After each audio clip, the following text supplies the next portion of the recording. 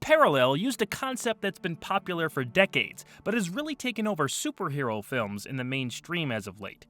Back when this aired in 1963, it wasn't as common a trope. Looking back on it now, does the episode hold up to modern viewing? Astronaut Bob Gaines is sent up to orbit the Earth for longer than any man before him. Not long after takeoff, Gaines loses contact with ground control and a bright flash blinds him.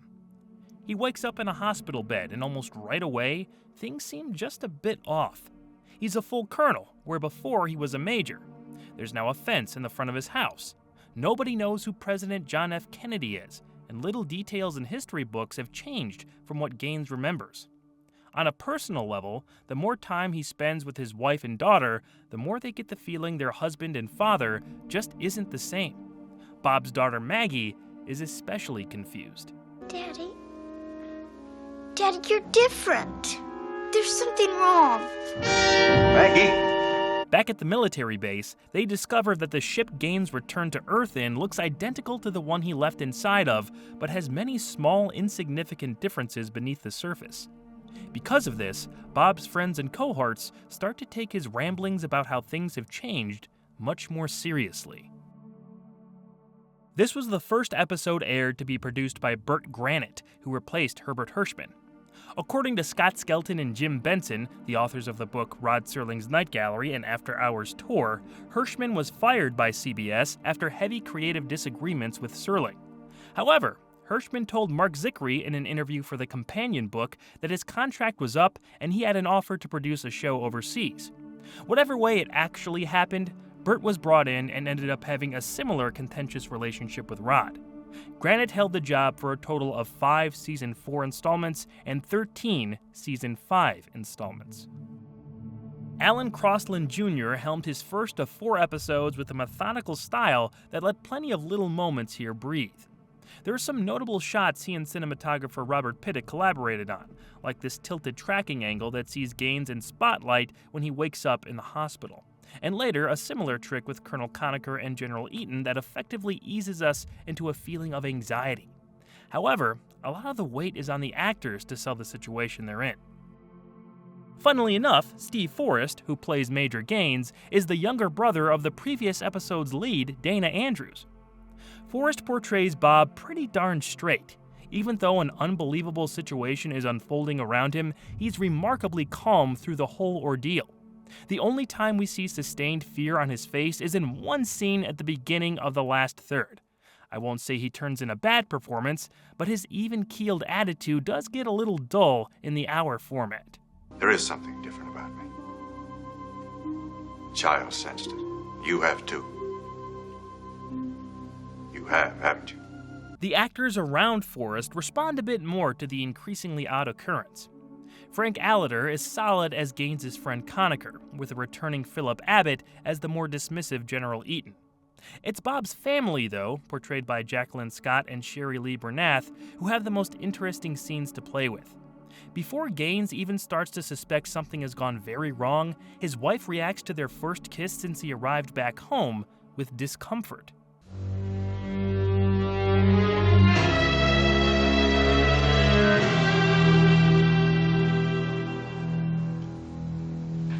Great nonverbal acting by Scott there.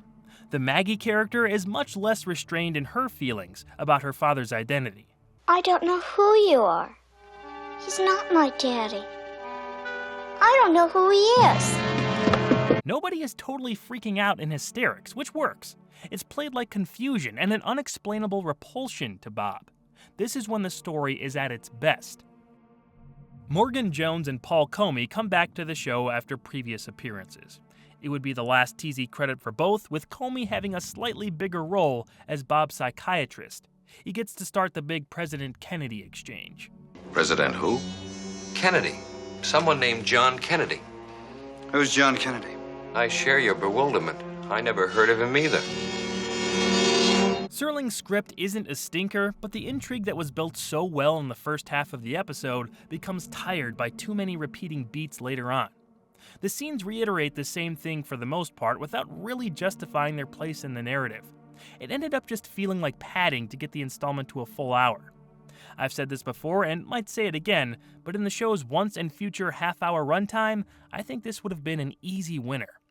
While not on the same level as the similar Season 1 episode and When the Sky Was Opened, also penned by Serling but adapted from a Richard Matheson story, it was engaging enough to have made for a fine, shorter teleplay.